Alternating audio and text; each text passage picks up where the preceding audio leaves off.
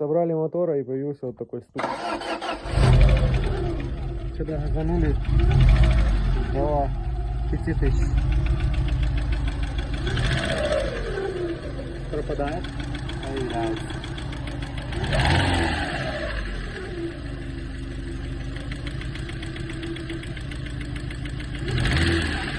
Здесь слышно.